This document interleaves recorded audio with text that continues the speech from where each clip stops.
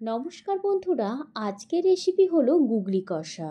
তবে এই গুগলিটাকে আমি কিভাবে পরিষ্কার করেছি সেই পদ্ধতিটাও আমি এখানে দেখিয়ে দিয়েছি। আর এই গুগলি কষা যদি এই পদ্ধতিতে বানানো হয় তাহলে এর টেস্ট একদম মাছ মাংসকেও হার মানাবে। অনেকেই আছেন গুগলি বা গেড়ি এটা পছন্দ করেন। আমি বাজার থেকে 200 গ্রাম গেড়ি নিয়ে এসেছি, আমরা এদিকে এটাকে গেড়ি বলি। এরপরে এটার মুখটা, এই যে মুখটাকে ছাড়িয়ে নিচ্ছি।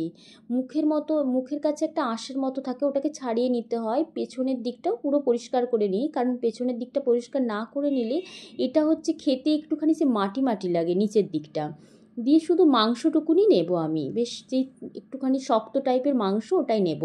এরপর এর মধ্যে লবণ দিয়ে দিচ্ছি, একটু বেশি করেই লবণ দিয়েছি, আর একটু বেশি করে হলুদ দিয়েছি। দিয়ে হাতে খুব ভালো করে এটাকে চটকে নিতে হবে, তাহলে এর যে একটা হড়হড়ে ভাব, সেই হড়হড়ে ভাবটা কিছুটা কেটে যাবে।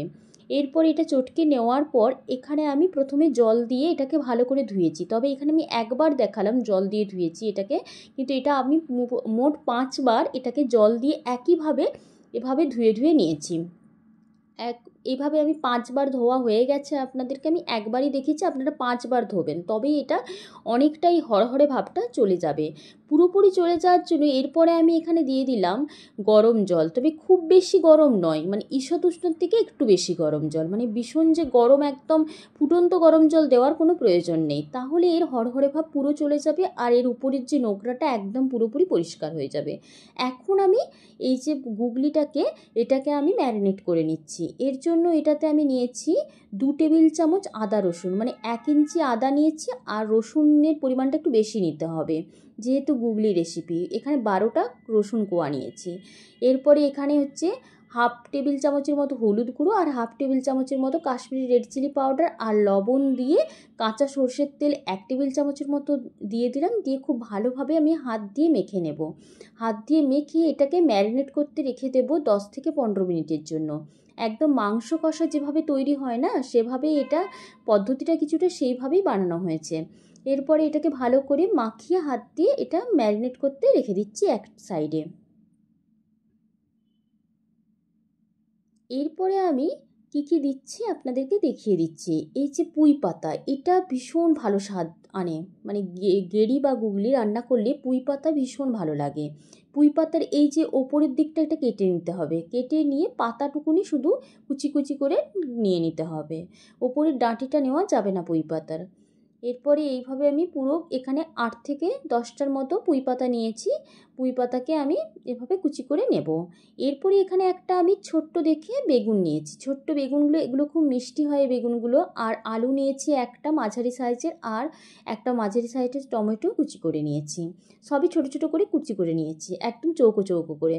এরপরে আমি এখানে দিয়ে দিচ্ছি সর্ষের তেল। সর্ষের তেলেই রান্নাটা করতে হবে। 2 টেবিল চামচের মতো সর্ষের তেল দিয়ে এখন আমি বেগুনটাকে লাল লাল করে ভেজে নিচ্ছি। তবে বেগুনটাতে আপনারা চাইলে লবণ হলুদও মেশাতে পারেন। আমি লবণ হলুদ না দিয়ে লাল লাল করে ভেজে তুলে নিয়েছি। এরপরে ওই তেলের মধ্যে দিয়ে দিচ্ছি আমি আলুর টুকরোটাকে। আলুগুলোকে ভালো করে একটু লাল লাল করে ভেজে নিতে হবে, তবে এর টেস্টটাও অনেক সুন্দর আসবে। আলু আর বেগুনটাকে মানে ভালো করে ভাজতে হবে, তবে বেগুনটা ভেজে নিয়ে রেখে দিতে হবে। বেগুনটা এখন দেওয়া যাবে না। আলুটা ভাজা হয়ে গেছে, এটাও লবণ হলুদ দিয়ে আপনারা ভাজতে পারেন। এরপরে হচ্ছে এটা ভাজা হয়ে গেছে, তুলে নিলাম। এরপরে ওই তেলের মধ্যে যদি চান আর একটু তেল অ্যাড করতে পারেন, আমি আর অ্যাড করিনি। এরপরে দিয়ে দিচ্ছি একটা মাঝারি সাইজের পেঁয়াজ, একই রকমভাবে চৌকো চৌকো করে কুচি করে নিয়েছি। লবণ দিয়ে হালকা ভাজা হয়ে গেলেই কাঁচা পাকা লঙ্কা বা কাঁচা লঙ্কাও দিতে পারেন, দুটো দিয়েছি, ঝালটা আপনারা আপনাদের স্বাদ অনুযায়ী দেবেন। এরপরে আমি কষা গেড়িটাকে দিয়ে দিচ্ছি। আমরা তো গেড়ি বলি, আপনারা কি বলেন আমি জানি না, তাই গেড়ি বলি। গেড়ি দিয়ে দিচ্ছি, কষা করবো এরপরে গেড়িটাকে, মানে ম্যারিনেট করা গেড়িটাকে আমি এরপরে দিয়ে দিচ্ছি। দেওয়ার পর ভালো করে নাড়তে চাড়তে হবে। আবার পেঁয়াজটা যদি চান একটু বেশি লাল লাল করেও ভাজতে পারেন, আমি খুব একটা লাল করিনি। এরপরে আমি এখানে টমেটোটাকে বেটে নিয়েছিলাম, টমেটো বাটাটাকে দিয়ে দিলাম। চাইলে আপনারা তেলের মধ্যেও ওই পেঁয়াজ আর লঙ্কার পর টমেটো কুচিও দিয়ে টমেটোটাকে একটুখানি নেড়ে নিয়ে নরম করে তারপরে এই ম্যারিনেট করা গেড়ি বা গুগলিটাকে আপনারা দিতে পারেন। আমি এখানে টমেটো বাটা দিয়েছি বলে গেড়িটা একটু কষানোর পরই দিয়েছি। এরপর দিয়ে দিচ্ছি আর একটু রঙটা সুন্দর লাগার জন্য আমি এখানে কাশ্মীরি রেড চিলি পাউডার আর 1/2 টেবিল চামচ দিয়ে দিচ্ছি, চাইলে আরেকটু হলুদও দেওয়া যেতে পারে এখানে। এরপরে ভালো করে এটা কষাতে থাকতে হবে। কষানো হয়ে গেছে অনেকটাই, তবে এখনও জল জল ভাবটা আছে, সেই জন্য এখানে আলুটা দিয়ে দিচ্ছি যাতে আলুটা সেদ্ধ হয় ভালোভাবে। তাই হচ্ছে এটা আলু দিয়ে, কারণ এখন কিন্তু বেগুনটা দেবো না, তাহলে পুরোপুরি বেগুনটা গলে যাবে একদম। তাই আলুটা দেওয়ার পর ভালো করে একদম শুকনো শুকনো করে কষিয়ে নিতে হবে, একদম তেল ছাড়া অবস্থা পর্যন্ত এটাকে কষিয়ে নিতে হবে। কষিয়ে নেওয়ার পর এরপরে এখানে আমি গরম জল অ্যাড করব। গরম জল দিলে এর কালারটাও বেশ সুন্দর হয়, মানে এই যে কষার কালারটা বেশ ভালো হবে। গরম জল দেওয়ার পর বেশ অনেকটাই গরম জল দিয়েছি, 2 কাপের মতো গরম জল দিয়েছি, তার কারণ এটা একটু বেশ ভালোভাবে গেঁড়ি আর মানে গুগলিটা আর আলুটা খুব ভালো করে সেদ্ধ হওয়ার জন্য। এরপরে এটা ঢাকা দিয়ে দিতে হবে, ঢাকা দিয়ে মিডিয়াম ফ্লেমে এটাকে ফুটতে দিতে হবে, তাহলে কি হবে ভালোভাবে সেদ্ধ হয়ে যাবে, আবার জলটাও একেবারে শুকিয়েও যাবে, জলটা শুকনো শুকনোই ভাল লাগে খেতে এটা। এরপরে এখন আমি মাঝে মাঝে নেড়ে নিচ্ছি, কারণ একটু নেড়ে নিতে হবে, দিয়ে এরপরে আবার ঢাকা দিয়ে দিচ্ছি। এরপরে হচ্ছে এটা কিছুক্ষণ হওয়ার পর আমি এখানে শাকটা দিয়ে দেবো, মানে পুঁই পাতাটা দিয়ে দেবো, কারণ পুঁই পাতাটাও যেহেতু ভালো করে একটু সেদ্ধ হবে শাক যেহেতু, এই জন্য পুঁই পাতাটা এখানে দিয়ে দিলাম। দেওয়ার পর একটু নেড়ে চেড়ে নিলাম, নেড়ে চেড়ে নেওয়ার পর আবারও ঢাকা দিয়ে এটাকে সেদ্ধ হতে দেবো।